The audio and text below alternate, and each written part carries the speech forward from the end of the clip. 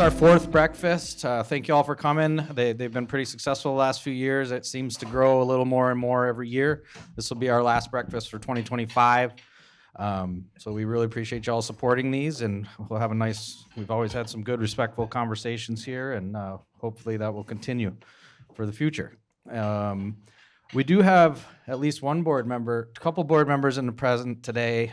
If you're an LEDC Lamoille Chamber board member, if you want to just kind of stand up and give a wave. I see some of you out there. There's Jeff and Ron over here. Just like to acknowledge their work because it is a volunteer board and we really appreciate their help. Bathrooms are in the back and the left if you're looking for them. The food should be available until it's gone, I guess. We do have a little bit of a interesting mic scenario this morning. Normally we have a lot more, but we're going to make it work. So I'm not going to have a mic once I give this over to Ron. He's going to kind of be out for folks who have questions. Just give us the heads up, give us the eye, raise a hand, and Ron will get over to you. And the folks up front are tethered to a wire like the old days. So everybody will just be patient and we'll make it work. So with that being said, we've got the Lieutenant Governor here today, which is a special treat. We'll have him start, and if the panel here just wants to introduce themselves, if you got something particular you want to mention or put forth, feel free to do so, and then we'll get into the questions with Ron. So, thank you. Is this, can you hear me? Yes. All right. Thank you. Wonderful to be here. Glad I made one of these breakfasts before they were over. None too soon, but here I am. A lot of things going on in the State House and a lot of things not going on in the State House. It's a little bit disappointing, the lack of progress dealing with property taxes and restructuring education. One of my major concerns, and it looks like the folks in leadership have kind of tabled the idea of doing anything. I believe at the very least, the district lines should be drawn so that we can move ahead forming those new supervisory unions. And I believe we should also be moving as quickly as we can to a foundation formula to fund education. What I heard on the campaign trail around the state is that Vermont is unaffordable. So many people getting ready to retire told me that when they do retire, they're out of here because they can't afford to retire here. And the thing even more concerning, young families, folks in their prime working age with kids in school told me that when the kids are out of school, they're planning on leaving. That's the demographic we need more of in Vermont, those prime working age people, and we would love it if some of their kids would stay here. I'm 59 now, just a little bit above the average of people in the trades in Vermont. And I am very worried that if we don't do a better job getting our young people involved in the trades, when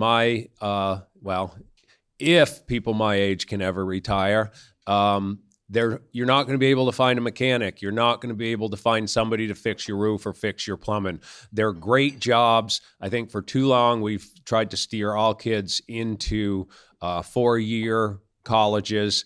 And I think a lot of kids would be better off doing apprenticeships and going to trade schools and getting right in the trades and keep them here in Vermont. We need that demographic badly. So that's one of my big focuses is trades and also hanging on to our good agricultural soils and trying to grow more of our own food here in Vermont. It's the right thing to do for Vermont, and it's the right thing to do for climate change, and it will keep a lot more money here in the state. And so when it comes to prime ag soils, I'm not a big fan of seeing any kind of development, whether it's renewable energy or housing in our prime ag soils. I think they're too valuable to let go. Thank you.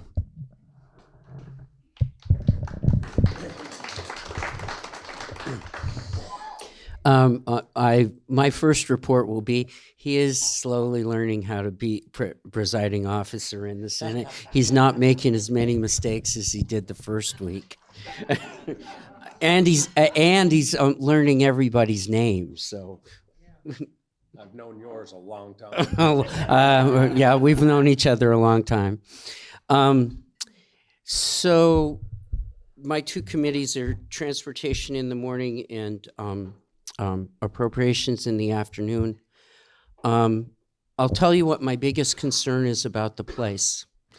We're going to be facing in our joint fiscal office and the governor's office at the same time are tracking what they see as the Fed changes from the feds.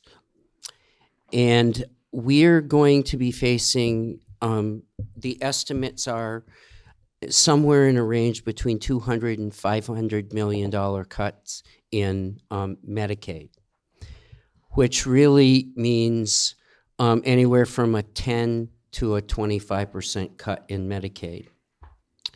And at the same time that all of that is going on, we got the budget over a week or two ago from the House, and we're constructing the Senate's budget.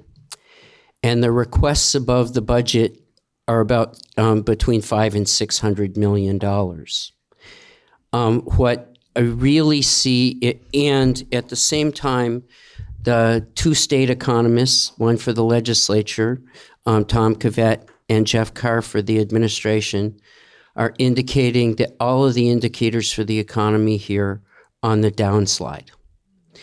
So, and what most of the requests and most of the people in the building are acting like that it's a steady state and nothing's really happening outside.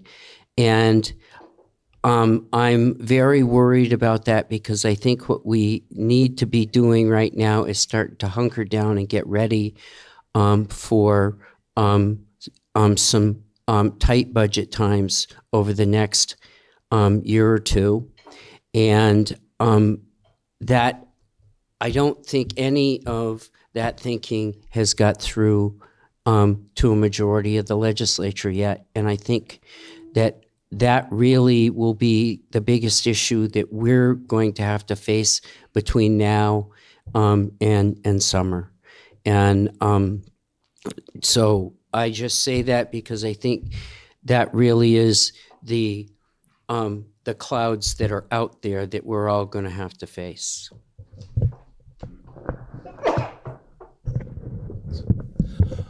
Good morning. I'm Dan Noyes. I serve on the Human Services Committee and represent Wolcott, Hyde Park, Johnson, and Belvedere. Definitely have been a lot of talk in my committee about the impact that any federal cuts to Medicaid will have on our communities. If any one of the proposals are implemented, there's all different things flying around, but of course nothing's happened yet. It's gonna be really detrimental to how we provide healthcare in this state. And I can tell you we're thinking about it in committee and trying to figure out what those impacts will look like. Originally, I've talked in the past about putting in a bill that looks at home and community-based rates. So these are like home health and residential care facilities. They're really underfunded right now. This bill would look at what it costs to deliver those services. And I think it's transitioning more with the potential cuts in Medicaid to which one of these agencies has the ability to still operate with less money. So by having a rate study, we can look at where we could make cuts, depending on what comes in from the federal government around Medicaid cuts. So in our committee, we've been starting to take up a bill looking at the Human Services Board. So this is a judicial board that oversees individuals who have tried to get services through Medicaid. Maybe they have traumatic brain injury or developmental disabilities, and they're not able to get the services that they need in order to stay in their homes in the community.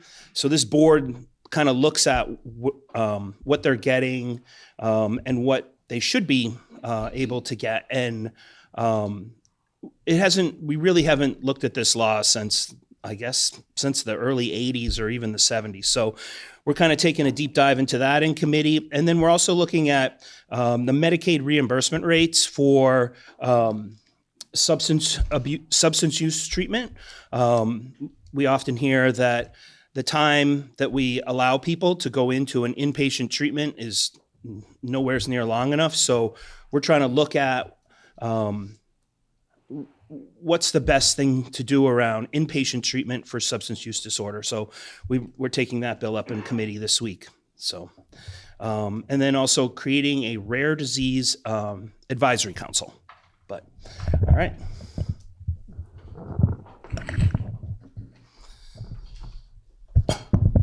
Good morning, Lucy Boyden. I sit on the House Committee of Government Operations and Military Affairs, and I'm also the clerk of the Rural Caucus.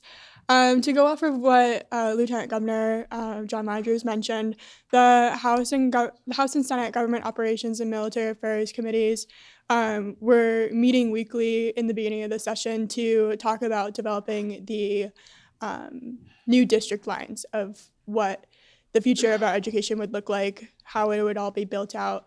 And unfortunately, it was requested by the Speaker of the House that we stop meeting. So that was very disappointing because a lot of us were eager to start on that work, look at what the district lines would look like, what would the wards within those districts look like, how would our school board elections be conducted, our budget votes, all of that. So just leave you with that information. Thank you, Lucy. Good morning, Jed Lipsky, represent Lamoille 1 district, which is about 90% of Stowe. I serve on the House Agriculture, Food Resiliency, and Forestry Committee. I'm very active in the Rural Caucus, along with Lucy, and I nominated her for clerk, by the way. Anyway, also very active in the National Guard and Veteran Affairs Caucus, and I'm going to focus my remarks mostly on the challenges that we're facing in our committee. I echo everyone's concern. As a preamble, most of you know that Vermont gets between 33 and maybe as much as 42% of its budget funding from Washington. And Houston, we got a problem this year. In our committee, we've dealt a lot with the tariffs. Canada's are by far 5 times larger trading partner than any other country outside of the United States. And we think regionally, and I'm talking about the northern forests in New England, between Maine, New Hampshire, Vermont, and New York State, we all trade and have been in a very symbiotic relationship with Canadian partners, and the tariff impacts and threats and the divisiveness that's been created by rhetoric like we're going to make them the 51st state and we're taking over Greenland has rippled incredibly negative in our House community. So as a background, it's also created a lot of challenges. Jonathan Wood knows what I'm talking about with regard to global ash markets. All the prices either shut off or drop by half. Most markets are plugged from low grade on. Big focus for us, because the budgets are tight, was really what we call Vermonters feeding Vermonters. And these were agricultural programs focus on food producers that can supply food to plate, food to schools, food to institutions. And we collaborate with other New England states, and New England feeding New England, by 2030 up to 15 to 30%, keeping it in the region. These are important initiatives. Federal government 2 weeks ago cut a little over $2 billion from agricultural supports nationwide, but that really is $2 million that doesn't go to the food shelf or the Vermont Food Bank administered a lot of that Vermonters Feeding Vermonters, and over $2 million in funding that directly came from the feds was cut. But the farm to school program, and there's another thing called 3 Squares. You know what that means? It's formerly food staff, where you could get locally produced, nutritious, fresh food to school kids, after school programs and families, and Meals on Wheels and local food banks. That funding has been devastated. That's a real problem, and I'll kind of leave it at that. There are many other issues, but when I leave here, I'm going at 11 o'clock to talk to the Johnson Elementary School kids. A teacher reached out, and you got Footbrook Farm there, and a lot of kids, as John Rodgers was talking about, want to stay in Vermont, want to be part of the gifts that we have, Prime Ag and Vermonters Feeding Vermonters, and they want to learn what we're doing in the legislature about that. So I'll pass on to David. Thank you.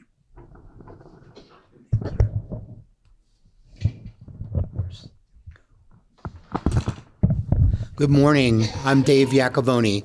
I represent the Lamoille-Washington district, Woodbury, Worcester, Elmore, Morristown, and a little piece of Stowe. Glad to be here. I'm on the House Appropriations Committee. I'm deeply worried about the potential federal downturn and loss of revenues to our state due to the tariffs. If the reductions to Medicaid are even half of what people are speculating, and it's just speculation, I worry deeply about our healthcare system. I worry about our hospitals. Many of them are teetering around the balance of things. And a solution will not be increased health insurance premiums, because we already have the highest premiums in the nation. I worry about our primary care doctors and our clinics, whether they'll be able to sustain themselves even in the face of level funding. They're struggling. So the problems are very, very difficult. There's some talk, you never know if history repeats itself, but in 1991, then Governor Snelling created the so-called Snelling surcharge, which was a temporary income tax on higher income Vermonters.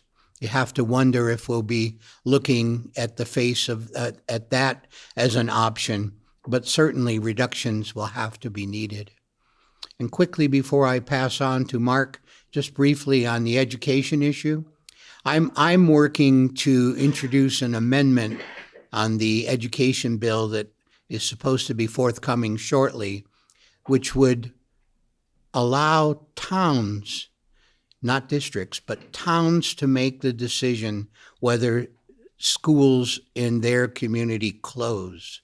I'm not comfortable with giving that authority to a district that could include 50 towns, but people in that town who own that school should make those decisions, not someone who doesn't reside there. And I want to give our communities that voice.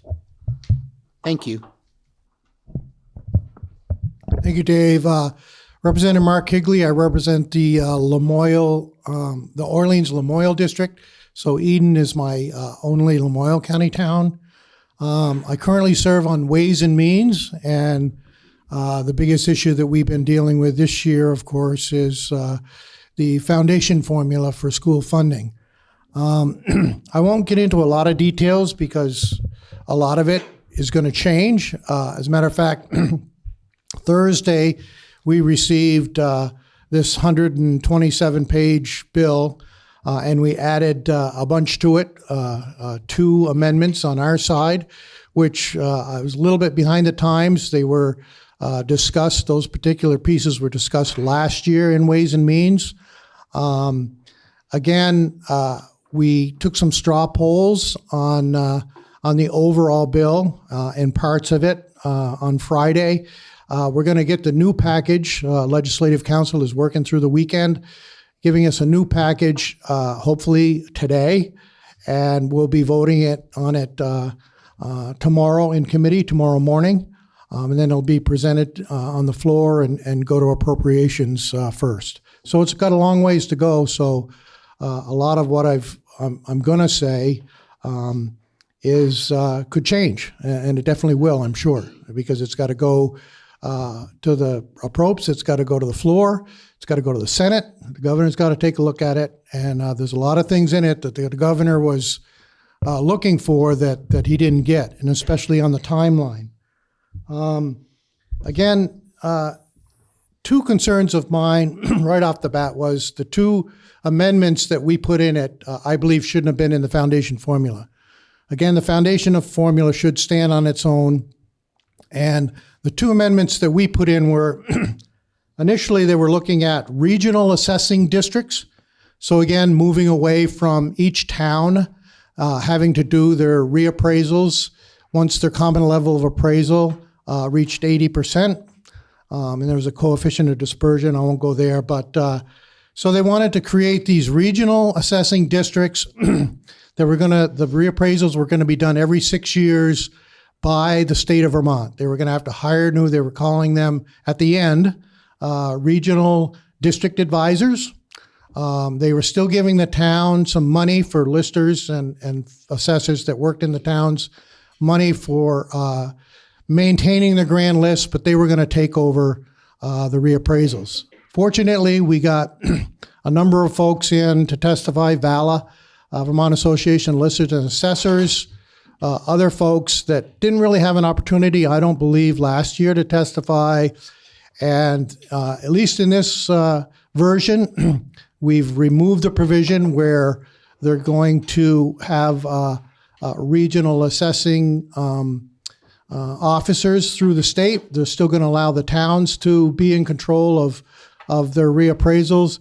They also initially had a region-wise, there was going to be 12 regional districts. They were also going to have regional boards of civil authorities, which they did away with that as well. We're back to the town boards of civil authorities. The other piece that we put into it that I thought certainly should have stayed out, didn't take a lot of testimony except at the end where a lot of people, it raised their eyebrows. And that was the piece on, initially, the bill had 9 classifications. Well, the governor, as you may know, wanted to have, once this foundation formula goes into place, one property tax rate, not a non-residential and a residential property tax rate, one residential rate, which to me would improve the system in the sense that 112 towns now, their residential rate is higher than the non-residential rate. So there's a lot to say about that. But these 9 classification scared the heck out of, as you can imagine, resorts. They had classifications such as residential A, properties over $1 million, residential B, affordable housing. And as you can imagine, the legislature would pick the winners and losers because there would be a multiplier to that, to each one of those classifications. Well, again, in the end, the next day, from Thursday to Friday, they pared it down to 4 classifications. Again, we had the tax department in who shook their head at the 9 and said there's no way that could happen. We didn't have an opportunity to talk to the tax department again about the 4. It's something that I'm still certainly not approving of in the bill. We don't have any of those multipliers yet. It's down the road, and that scares the heck out of me. But again, a lot of difference from what the governor's group, the AP group that came through and presented a $13,200 base amount for each student with added multipliers for a number of things, English learners, you name it.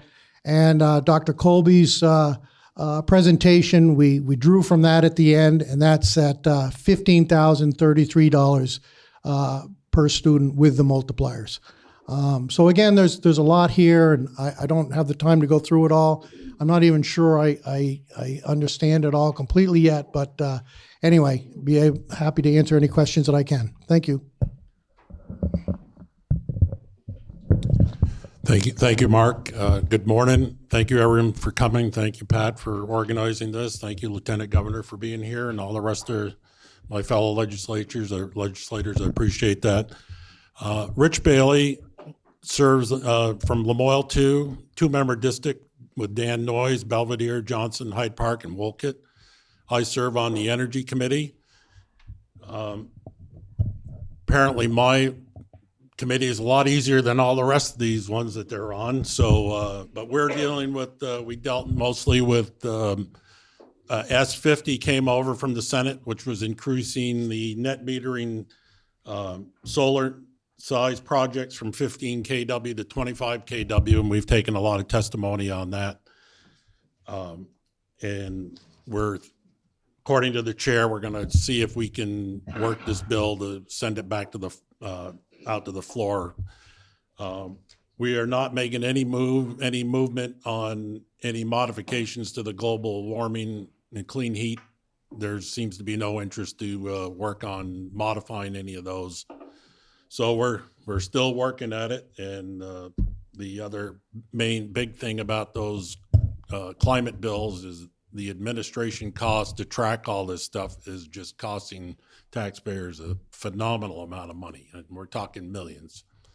Thank you. All right. So I know Ron's out there somewhere. There he is. It's always hard to break the ice, but there's a lot of people here. I'm sure there's someone probably came with a question in their pocket. There we go. Right in the middle here. There we go, Ron. Morning.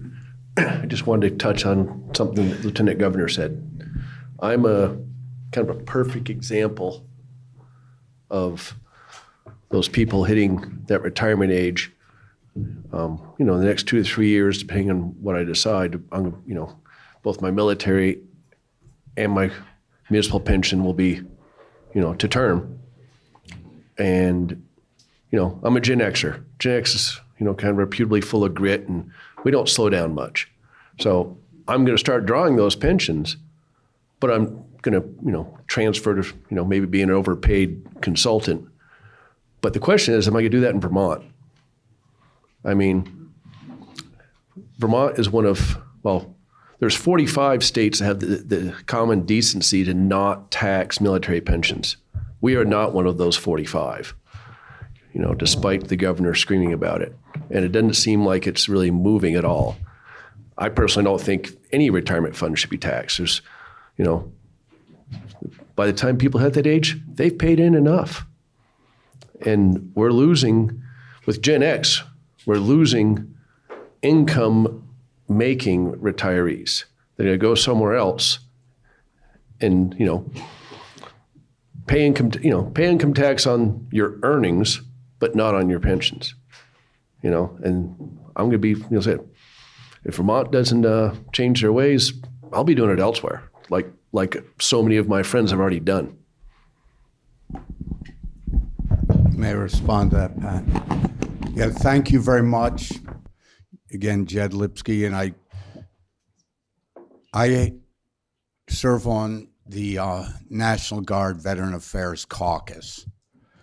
Two and a half weeks ago, I had an amendment to a bill that was submitted by Ways and Means, and my amendment was a strike all that added to exempt all military retirees pay for and survivors benefits from Vermont taxes. As you said, and I'm not sure, it may be 47 states now and have for years exempted state tax on those benefits. And it is a critical issue with not just doing the right thing and the uniqueness of military service versus other forms of contributions that many of you and other professions do to their communities. This was on the notice calendar. I was prepared to advocate for my amendment. At the 11th hour, the speaker had them pull the Ways and Means bill. I think it was 453, which struck pulled my amendment.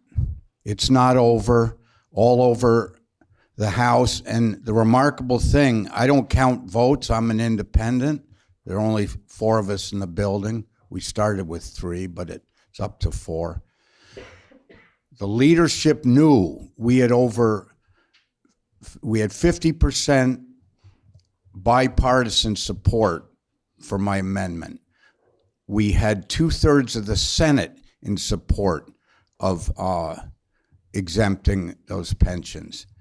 The governor and others know, General Knight reports to us biweekly. Vermont is losing an incredible asset with the Guard, the workforce, that when they retire, they're young. They can be in their 40s, they can be in their 50s, but most of us are going to work till we die here. There is an R in there's no retirement in our world. And we need them here for workforce, all the diverse skills they have in trades and science. So I'm with you, and among the caucus, and I believe a majority of the body are not willing to let this bill be silenced by leadership. So we'll keep fighting on. I'm working with colleagues in the Senate that are doing the same. And I would reach out if any of you, to the chairman of the Senate Finance, Ann Cummings, want to know why this is still on the wall. You might reach out to the speaker. You might reach out to the chairman, Kornheiser, of Ways and Means. Why is this bill still on the wall so anyway, I'll leave it at that. I want you to know there are a lot of us in the building that want to move this forward and get up with the rest of the United States. Thank you. Richie made the first mess. I did speak at the press conference we held on it. I've been speaking with a few people because personally, I think that has been discussed for years now. They don't need testimony on it. We just need to bring it up and pass it. I've got military son and daughter-in-law. We're trying to get back here. And not only do we want to keep people like you in the state, but there's a huge number of retired military folks, like Jeb said, still have another career in front of them that we would like to move to this state. I think it's insulting that we're one of the last states. I have a ton of military people in my family. I never served, but greatest respect. And I think it's the right thing to do. And what I've been advising is if the leadership won't deal with it at some point, we need to move on the floor to relieve the committee of it and put them on the record on the floor for opposing it. I believe the support is there, and I think we could probably roll them under the bus if we had to. I think right now they see the writing on the wall, and they're trying to use it as a bargaining chip for other stuff that they want. But those of us that are dedicated to it are going to keep pushing, and if not, I'm hopeful that we'll see it before this year is over.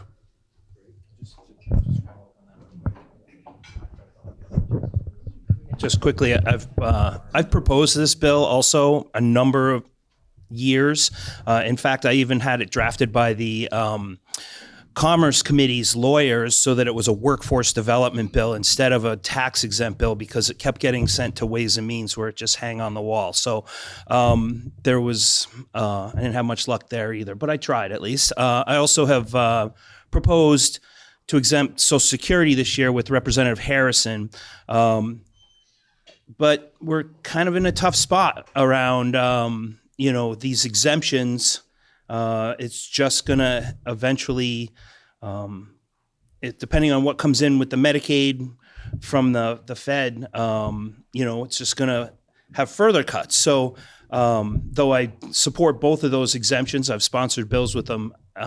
It's going to be some tough decisions for sure.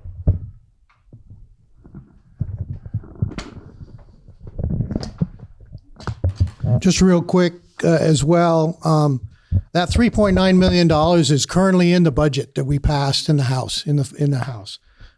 It's with other foregone revenue for increases for earned income tax credit, child tax credit. It's there. So it needs to be acted on. When that original bill came out of our committee, I voted no, simply because we did not include it.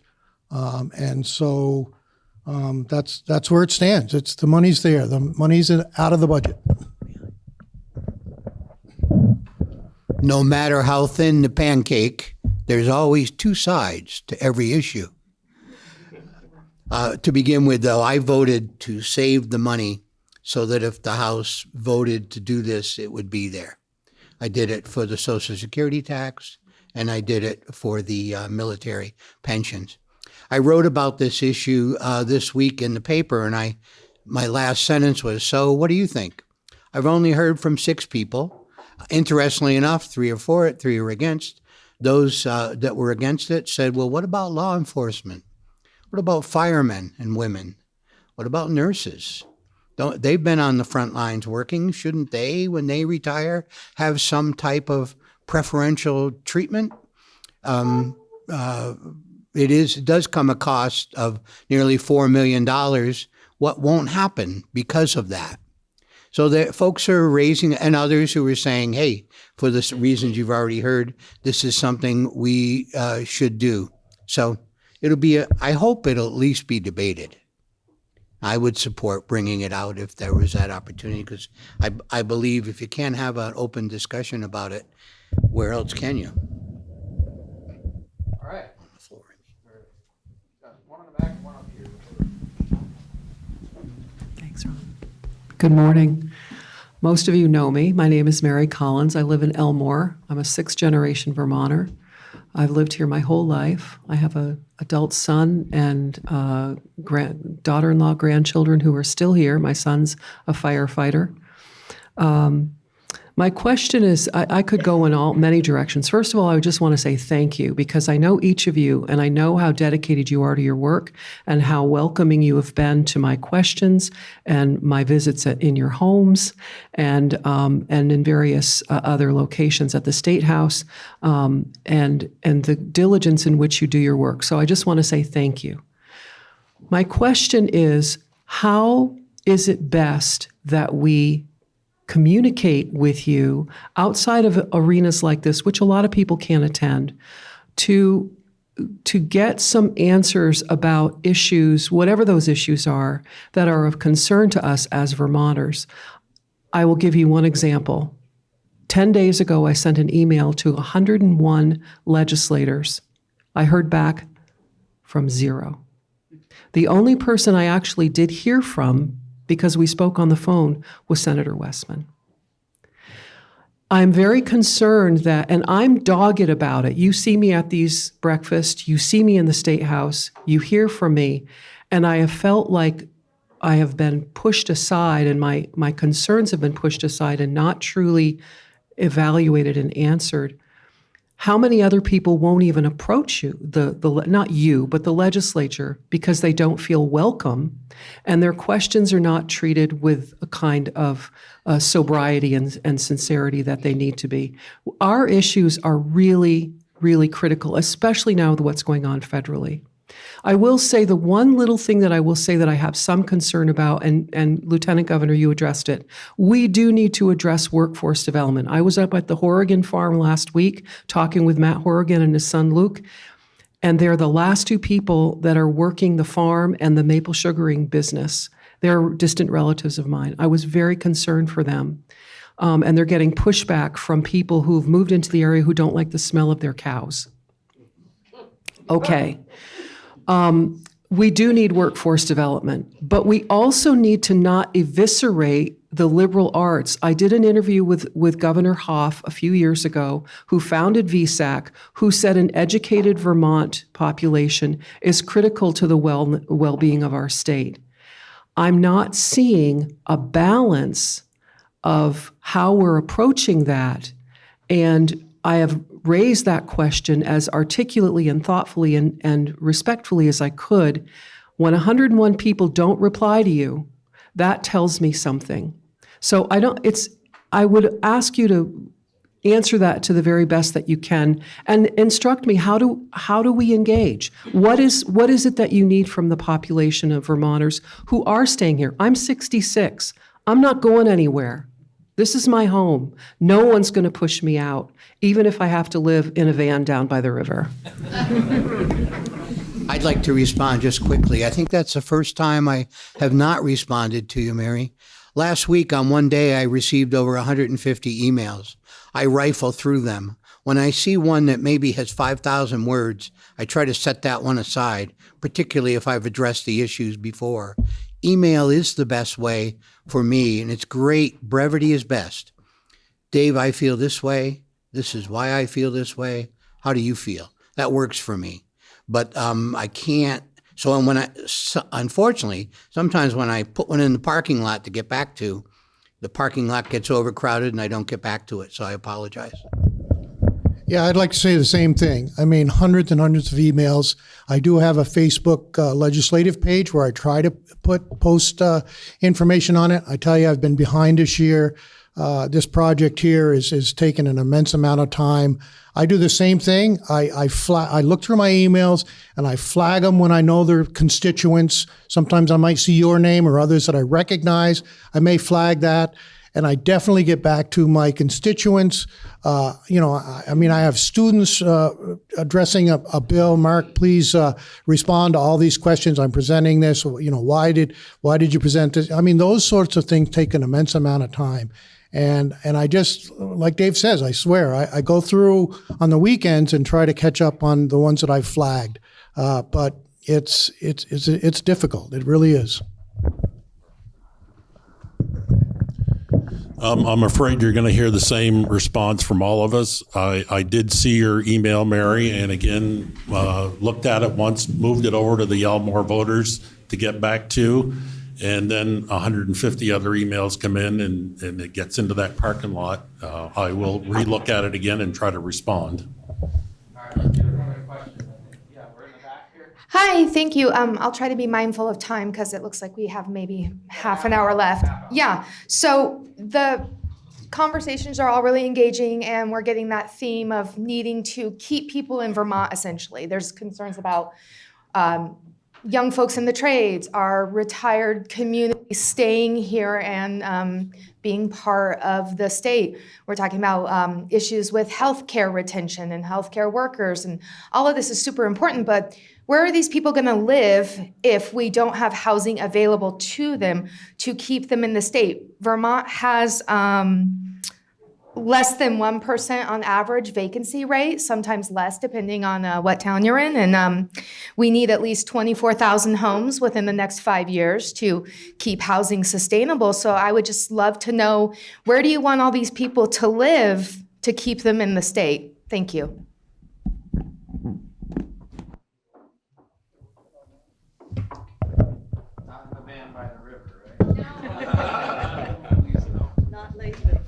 Look, your question is poignant and clear. It is, along with affordability and workforce, housing is number one on the list. In the rural caucus, we've stood on our head to try to streamline the Act 250, the regulatory challenges, as has many in the body. Like all the good attempts to make something better, it often gets more complicated with this new tiered system with tier 1A, 1B, 2A, 2B, 3. That's all Act 250 for the most part. So it's challenging. Funding the infrastructure. The focus for housing has been on communities that have access to municipal water and municipal sewer. A lot of rural Vermont does not have public sewer. Some have water but not sewer. So developing systems where land has the capacity to absorb effluent, subsurface systems. We're trying to streamline that. But they're going to spend the next couple of years working on the tiering, the regional planning commissions who are going to be in charge of this mapping. And they are moving forward, but it's happening obviously way too slow. It is, we all acknowledge, everyone at this table acknowledge it's our biggest challenge, one of our three big challenges.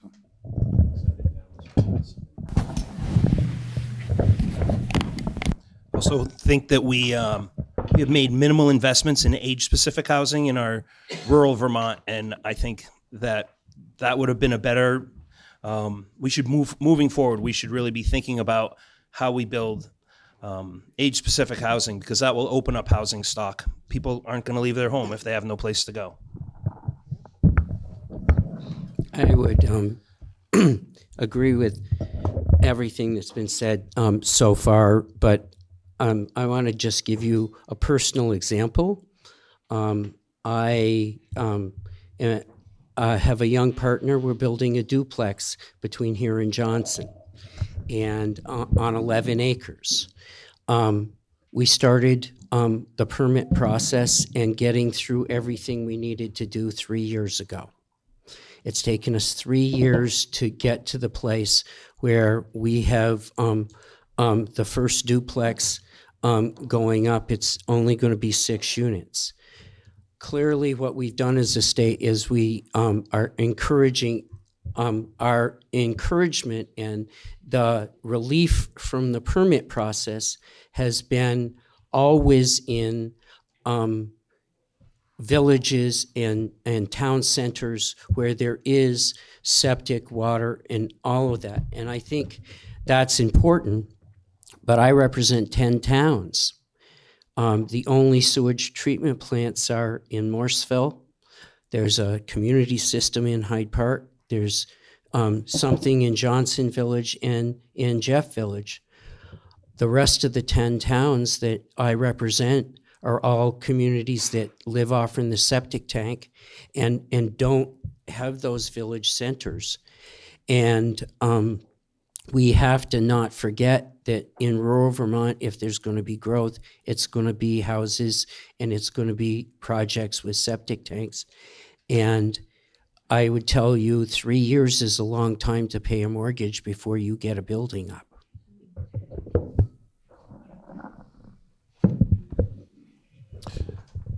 There are a huge number of problems. It starts with regulation, and I believe what the legislature did in their last Act 250 bill put the rural communities at a serious disadvantage. And what some in the legislature are trying to do is conserve our land without compensation. They're trying to make it impossible to develop in the rural communities.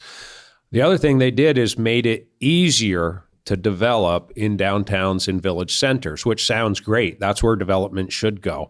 Until you look at the capacity of their sewer systems in many of those municipalities, and they have regular sewer overflows dumping raw sewage into our lakes and waterways. And I find that completely unacceptable. So do we want to build more large apartment buildings in downtown Burlington where they're dumping raw sewage into the lake where they get their drinking water consistently? I don't believe that's the way to go. I also believe that a properly installed in-ground septic system is a better way to treat septage than piping thousands of people into a huge system that has accidents.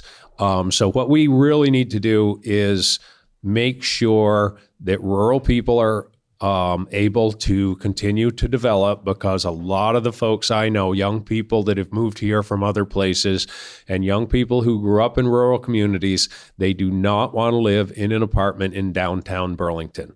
If you live in an apartment and you pay rent, you are not building wealth. You are not building equity. The thing that young people need to do and want to do is have a home where they can build equity and intergenerational wealth. They want to have a place, many of them, where they can have a garden, maybe some chickens, maybe raise a pig or a beef cow. People want to be connected to the land. If they want to live in Burlington, that is fine. But most of those big municipalities have serious infrastructure problems with the handling of their septage, and running more lines to more development is going to further deteriorate our water quality. The other big issue is the new tariffs. It is going to drive the already ridiculous cost of building a house up even further. My son just got done, just barely moved in 3 weeks ago to his new home. Him and his wife have 2 kids. They're in their 30s. They're lucky. They both have good jobs, but don't make huge money. And a house that pre-COVID was going to be 300 and something thousand. They just finished building at over 600,000. That's a pretty hard pill to swallow for kids in their 30s, raising 2 kids, thinking about sending those kids to college. And we gave them the land, and I have an excavation company, so did all the excavation. So without that, it would have been 700,000 or 800,000, which is completely out of range of most young people, because in the rural communities, you just can't make enough money to make those payments. So some serious issues, but it all starts with getting the regulation streamlined so that it makes sense, that it's timely, and people can afford it. I would just say the community that we're in, the village of Jeffersonville has a sewage treatment plant. We have capacity in the sewage treatment plant here, but the problem is the water system in the village was started before 1920, and we consistently have leaks. So there's not enough water capacity, and they've been trying to drill extra wells to fill in that capacity and patch the water lines to do that.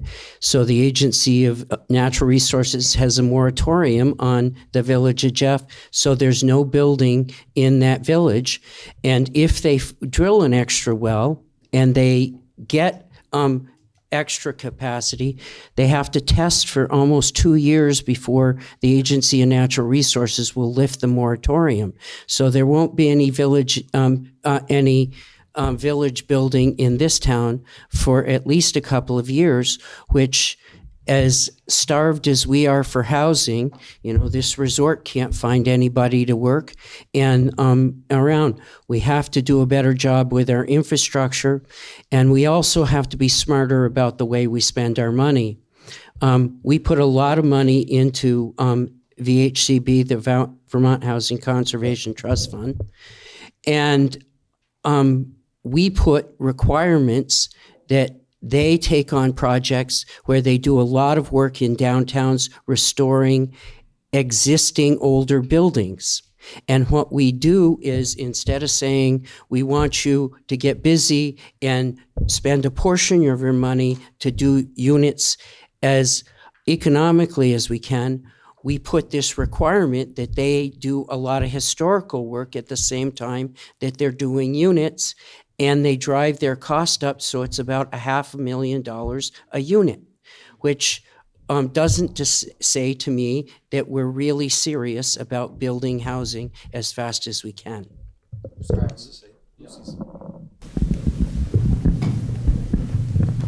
We have a question back here.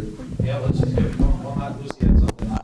I'll be so quick. I just want to emphasize something that Representative Noyes mentioned was age-specific housing, and how we have so many older Vermonters who it's just themselves and a partner, or maybe just themselves in a 5-bedroom home, and how we can look to open up those homes if we had more age-specific housing, some smaller communities for them to live with other folks of their age within.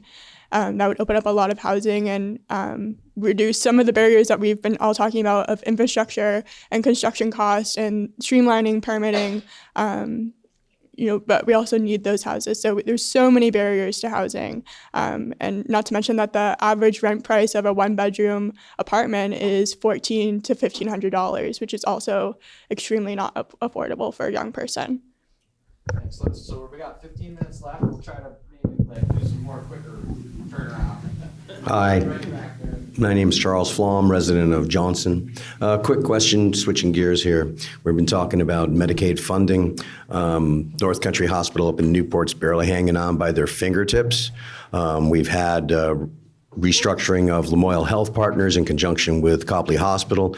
What, if anything, with these cuts would we be in danger of in regards to Lamoille Health Partners and Copley Hospital? Will they survive? What do you think?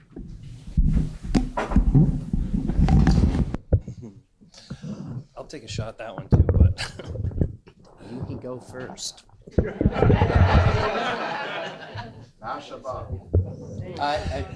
Here's what I'm telling. I'm not passing the buck on this in any strength. I spent 10 years on the Copley Hospital Board, and I'm on the Lamoille Health Partners Board right now, and I've spent 20 hours a week doing board work, trying to cut services to make sure that Lamoille Health Partners survives, because it's most of all of our primary care doctors. And after he gets through, I definitely will talk, but he is the lieutenant governor, so I'll let him go first. I'm not sure I'm really going first.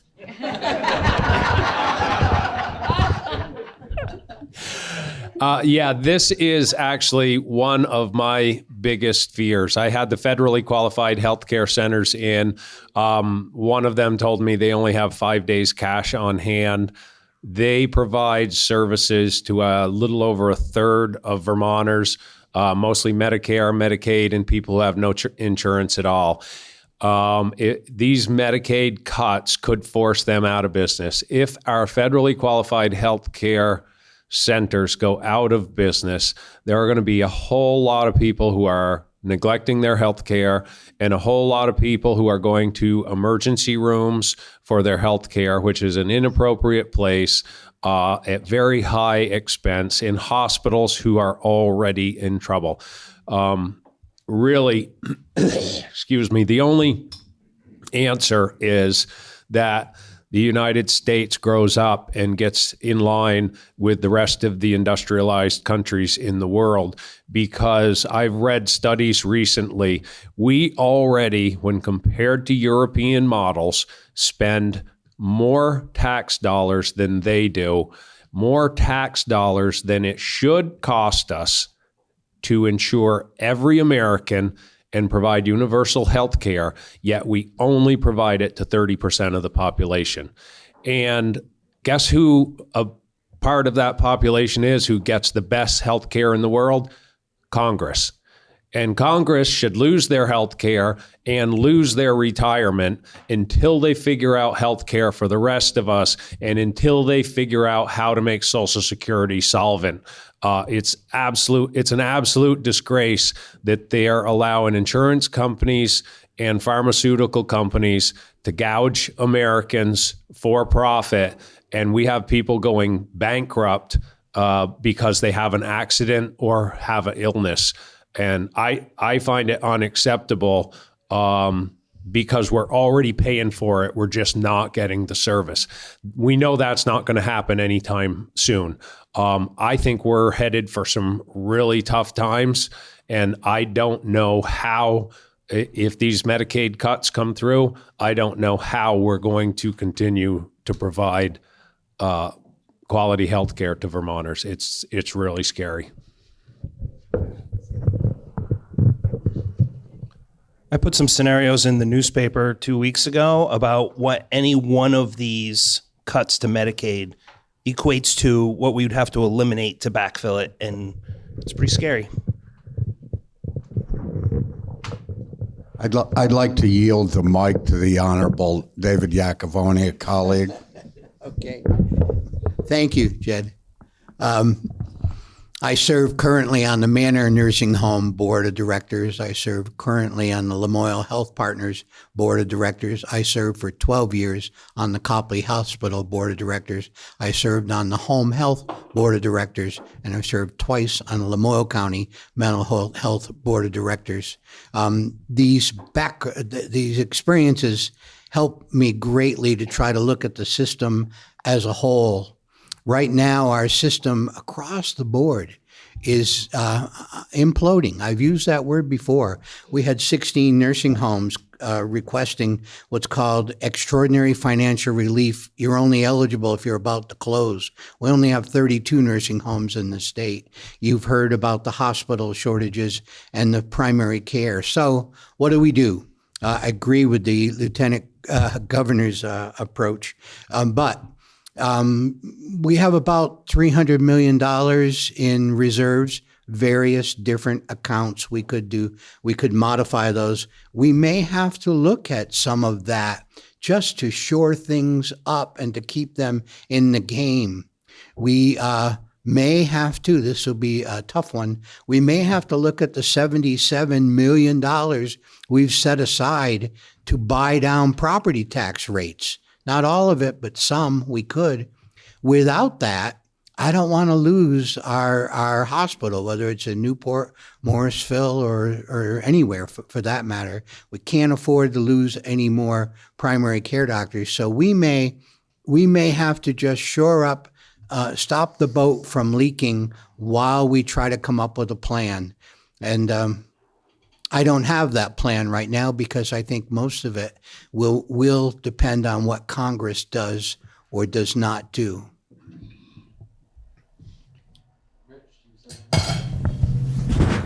Yeah, I'd just like to take a minute. That $77 million that was just spoken about, that's what the governor put in there, along with $41 million that's already in the reserve to draw down your property tax rates from what would have been 5.9% to 1.1%. The other thing that, and the reason he did that was hoping that the legislature would pass relatively quick his foundation formula. And that isn't happening with the new proposal. They're kicking the can down the road further. So again, you can just imagine what that property tax rate might be next year when we don't have that $77 million and we don't have the $41 million that we use currently to draw down those rates. No, we're trying to tip that glass over again. Here's what I'd say. I think we can't control what's going to go on at the federal level. And we don't know the breadth of what they're going to do or anything. What I'd say locally is, and this comes from, I've been on the Copley board. I got off a couple of years ago, a 10-year term and termed off. I've been on Lamoille Health Partners. My partner at home, Kathy DeMar, said, I can't ever get you to go on our home health board, so I'm going to get Joan on there. So every morning at coffee, you have to listen to what I want. And she's just got off as chair of the board, home health, and is still on the board there. The organizations like Home Health, like Mental Health here, like Lamoille Health Partners, like the hospital, all have to put their egos aside and they all have to work closer together. There's a lot of things the organizations in this county can do and can work together more closely to get there. And that's hard because I think all of the organizations involved play little turf wars, and I think we have to get over that to do that. I'll give you an example of my worry. I chair the Transportation Committee in the Senate in the morning.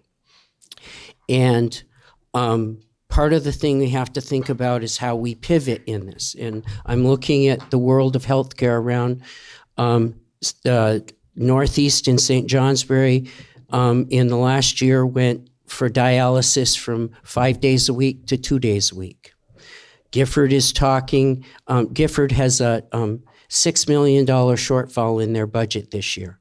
They're talking about on the chopping block, the health clinic in Rochester. They're talking about not performing births in at Gifford, like Copley is talking about here.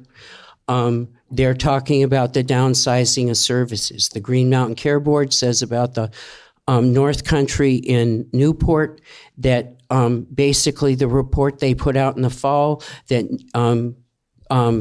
the hospital in Newport should be just an emergency room and they should ship everybody out to other places around the state in that. You can't do that without transporting people.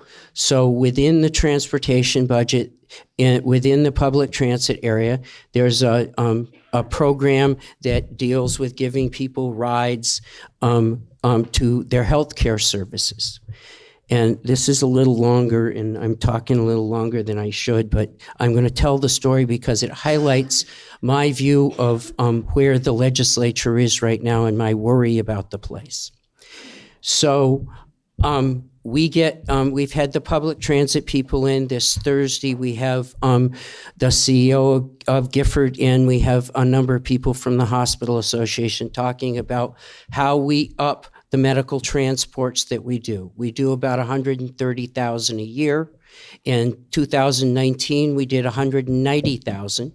There's roughly somewhere between 100 and 200 people that volunteer their time to do it.